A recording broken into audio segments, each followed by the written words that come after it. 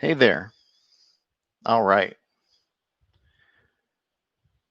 Here we go. Testing, testing. There we go. All right.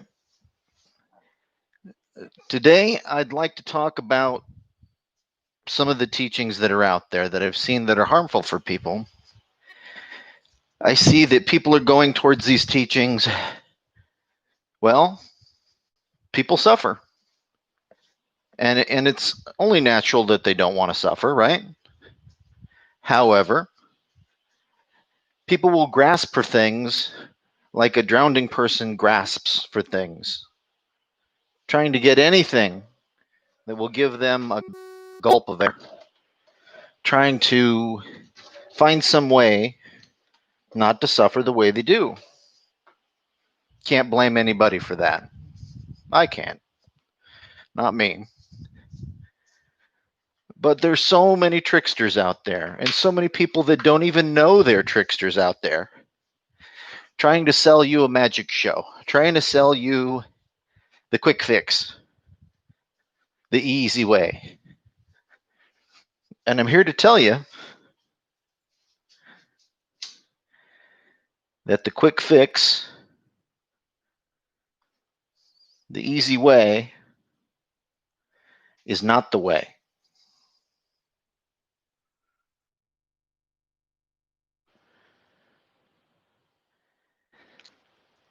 That it takes effort to change. It takes effort to try to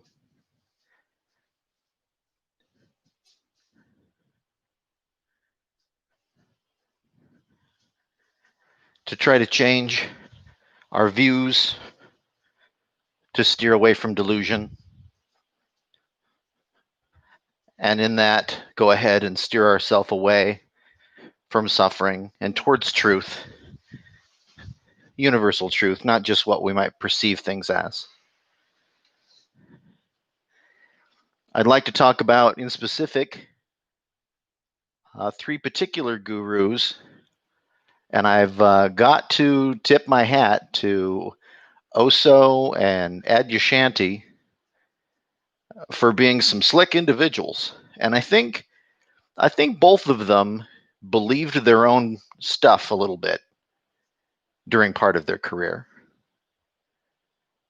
Adyashanti, of course, you may not know, comes from a background of selling used cars with his father, and he found something else to sell. In that he found a way to sell some Zen teachings, and as he went on, he changed what he was teaching until he came to something where he didn't have to be held accountable for knowing anything, and yet he could get people to pay for teaching them. Pretty interesting.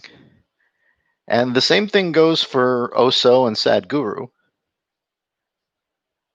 Although all three of them, I am pretty darn sure, knew half of what they're selling is just horse pucky.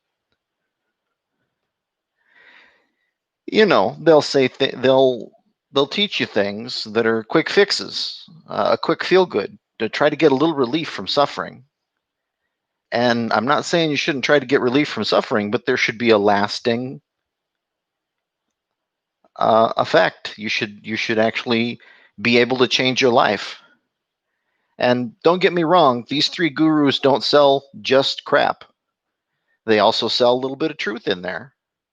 If there wasn't a little bit of truth mixed in there, believe me, they wouldn't be able to keep selling this to people.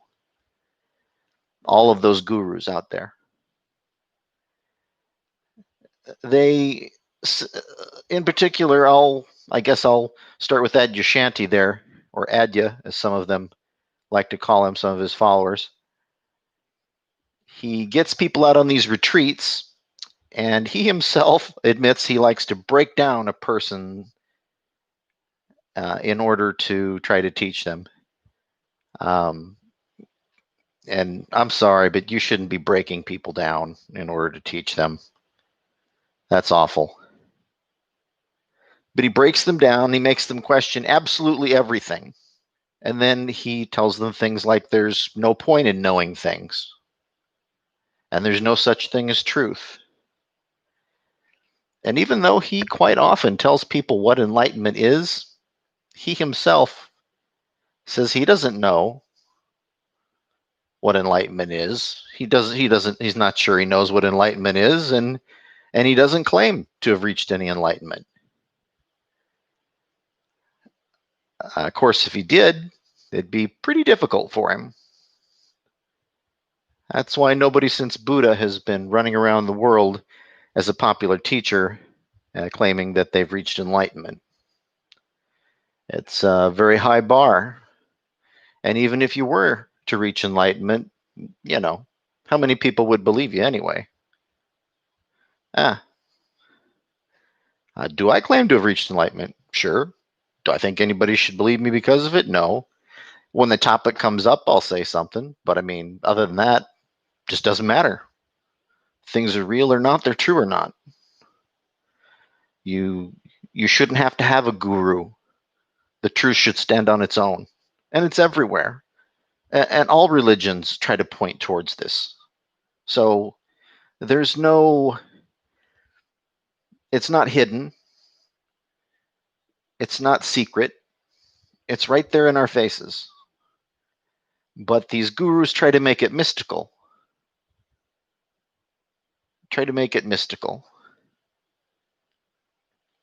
And try to sell you that quick fix. Adya is really sly. I gotta tip my hat, if I were to have a hat, to him for being as slick as he is. He is super slick. Super slick. I believe I have even chatted with him directly, although he used a different name. And I could be wrong, but I don't think any of his followers know all of his materials that well that they could really impersonate him. Anyway, he couldn't debate factually with me, of course. And so, he uses the normal tactics where, you just don't understand. You don't necessarily belong here. Your mind isn't open. You're just not ready.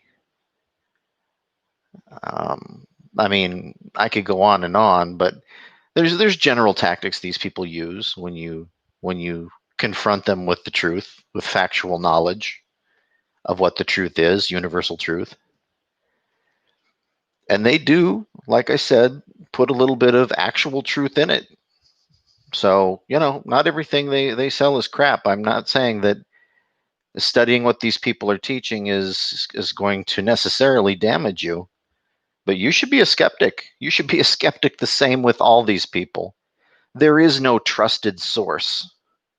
There is no trusted source that you should just believe. No such thing.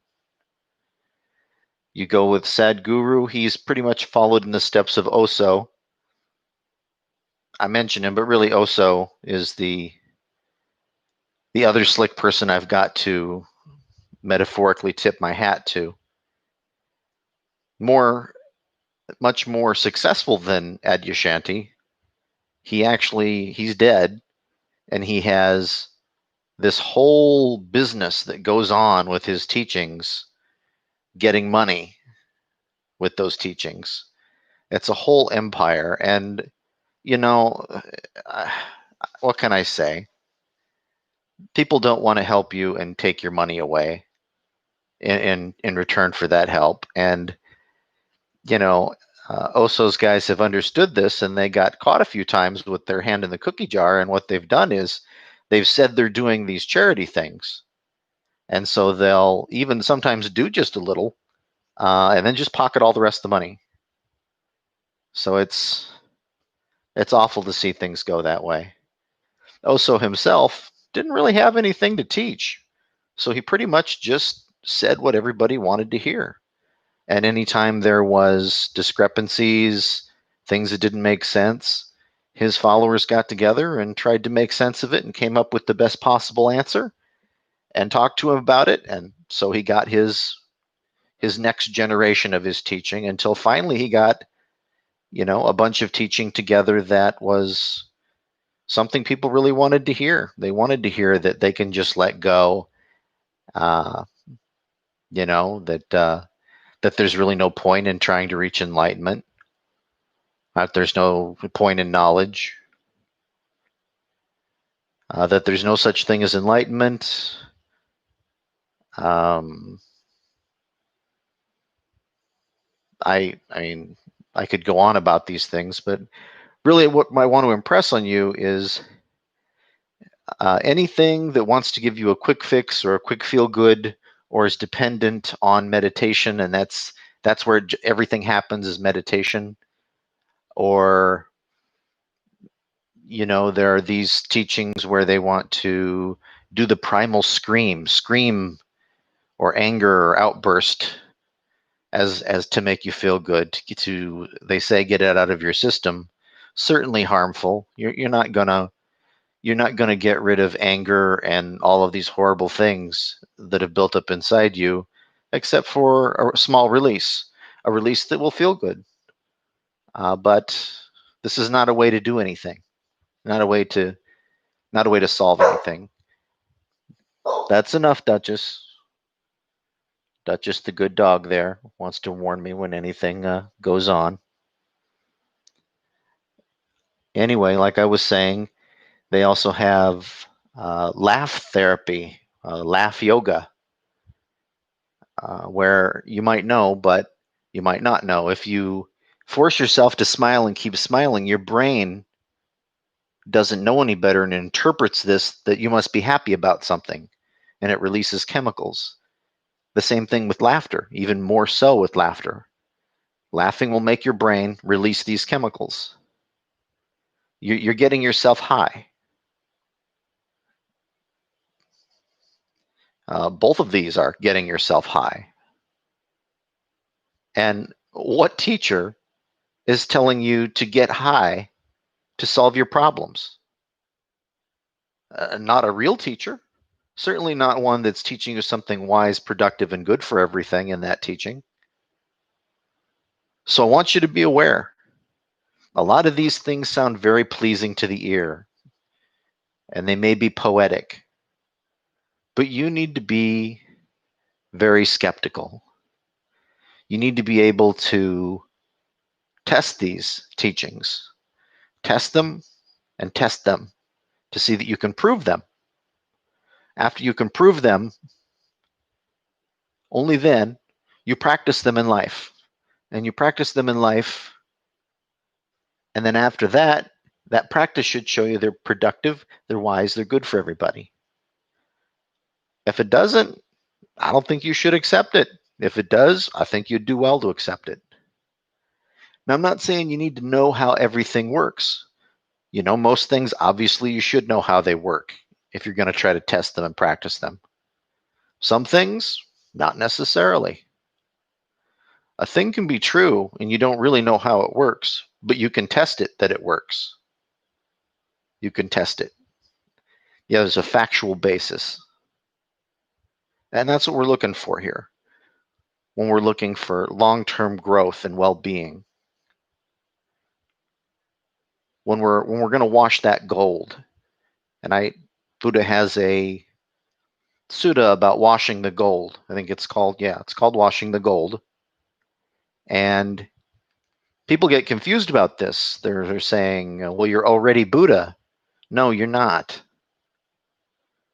This particular sutta I'm mentioning, washing the gold, you're refining the good stuff that you have within you and letting that nature work, your nature that's good. It's not that there's this other stuff that's filth that's not you that you're washing out. That's you too. Yeah. You're not just some perfect Buddha. Most of us in this world, most people are a whole lot of noxious crap and a little bit of gold. And to get that gold, purified, they got to wash it and wash it and wash it again. And when they've washed it till it can't even really be washed anymore, only then can they make the real gold out of it and it become useful as a tool to form into a tool. So once again, these teachings where everything's easy and you just make everything hard for yourself, and so you should just be like dead grass in the wind and blow whichever way it goes. No, please no. I care too much about all of you for you to keep doing that, and that's why I'm saying all this. Now, I want to say, I'm not saying you should be tainted against everything Adyashanti or Osho or Sadguru have said. I'm not saying pay no attention to them. I'm not saying they're awful, evil people or were awful, evil people. I'm saying be a skeptic. And I'm saying these are things that you can watch out for, these particular methods, which I've seen these people use. I'm going to close with the fact that people who want to help you don't want to charge you for that help. Someone wants to sell you a book because they want to help you. Really? Are they giving it to you at cost if it's paper? Are they putting it on the internet for people to download for free? I mean, honestly free, that they'll own it forever? It's theirs. They don't need a special program like the Kindle or the Apple Store or any piece of software to read it. That they'll just give you the file, the PDF, let you have it. It's something to think about. I hope that